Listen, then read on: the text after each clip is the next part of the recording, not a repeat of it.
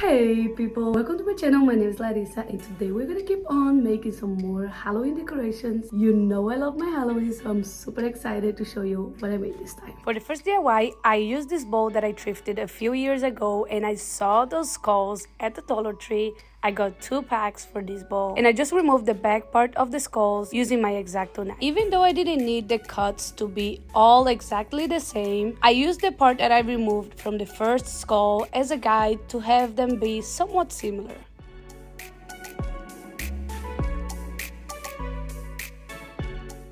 Once I was done cutting all the skulls, I used hot glue to glue the skulls to the bowl. If you want it to be permanent, you can use E6000 and just let it dry. I might someday want to change this, so I'm using hot glue for that reason. And whenever I have a spot that I have way too much glue, I just come with my X-Acto knife cutting that out. And it's okay if it scratches it because I'm gonna spray paint this after.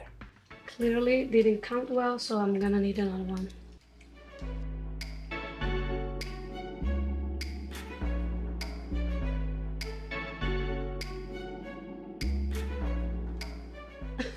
I did not calculate very well and it worked exactly.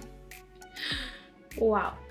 After that, I decided to paint it flat black, just like the bowl was before. I don't know if you saw my last video, but I used this technique of using flour to make it look a little crusty, dusty. So I decided to do the same thing to this one. And if you didn't watch, there is no secret. Before the paint is dry, you throw some flour, remove the excess, and then you seal it. And to seal it, I just use this clear spray paint. Normally I use flat because it's just way better than glossy, in my opinion. And clearly I've spent all my money in Halloween decoration because that's all I have for candy to stage this.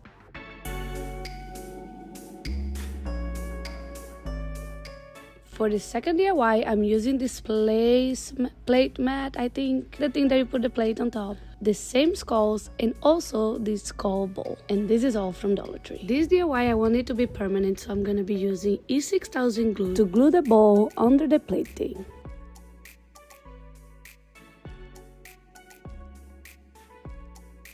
And since E6000 takes ages to dry, I left it drying overnight, and the next day I used a little dab of E6000 with a little bit of hot glue to glue the skulls all around the plate thing. The E6000 will make sure it's permanent and the hot glue will hold it in place while the E6000 dries.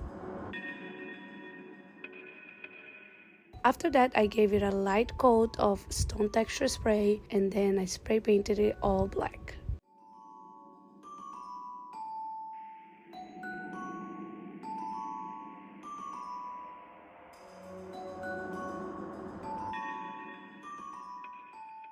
I have some leftover window film, which I clearly did not store well because it's all wrinkled up. And this is just that thing that you put on the window for privacy, and it also gives a little effect. Basically, when the sun hits, and then it gives this like pretty mosaic or whatever it's called effect.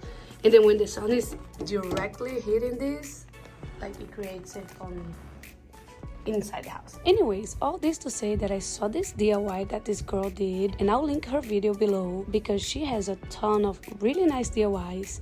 But this one, basically she used this window film to make a little ghost on a mirror. I made this antique mirror a while ago and I thought this would be perfect to use this. Now this thing is a little wrinkled up, but we're gonna take care of that later on. For now I have to Google ghosts because for some reason right now I don't know how they look. Here, this is the one that we're gonna try to cut. I ain't much of a drawer, but let me tell you, I could not breathe until I finished each line because for some reason I feel like I'm not allowed to breathe while I'm drawing. But guess what? We got our little ghost. Now we just have to cut it out. And for the mouth and the eyes, I just folded in half and cut out following the drawing.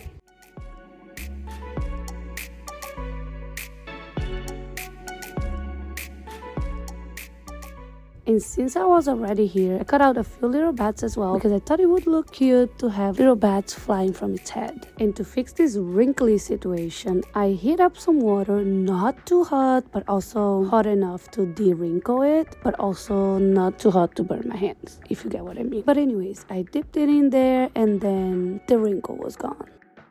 To apply it to the mirror, I just sprayed some water, placed the film on top of it, and then I used this squeegee thing to just remove the water.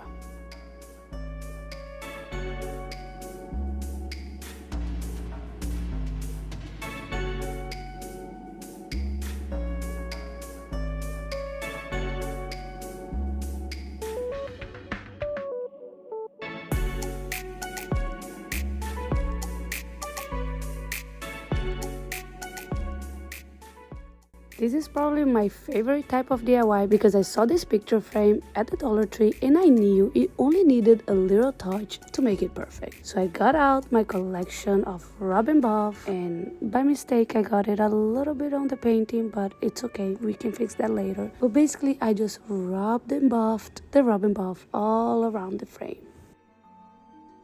I guess I didn't film, but to fix the background that I stained, I just dabbed some black and brown paint to make it look like it was intentionally stained.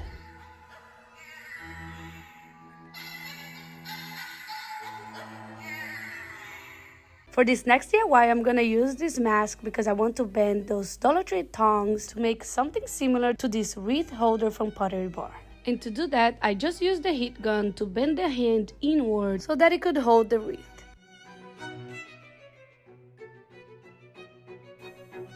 When I was bending, it created this little hole here, but I just covered it with some hot glue.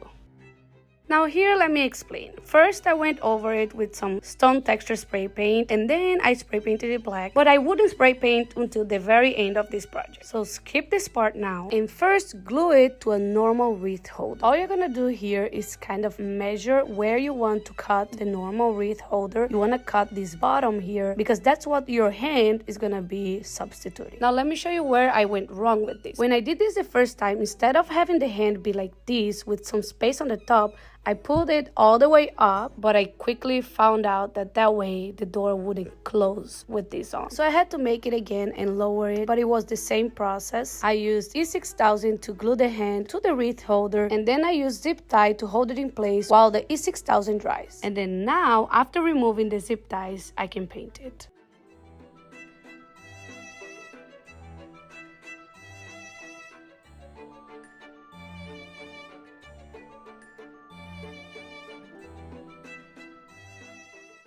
For this next DIY, I found this pack of skeleton hands and I thought we could make something similar to the napkin holders from Pottery Barn. Similar to the wreath holder, I just used my heat gun to soften the fingers so I could bend it.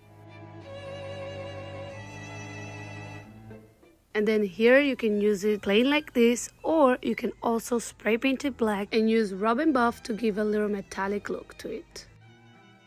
And just like that, you can have your little spooky romantic dinner with your boo.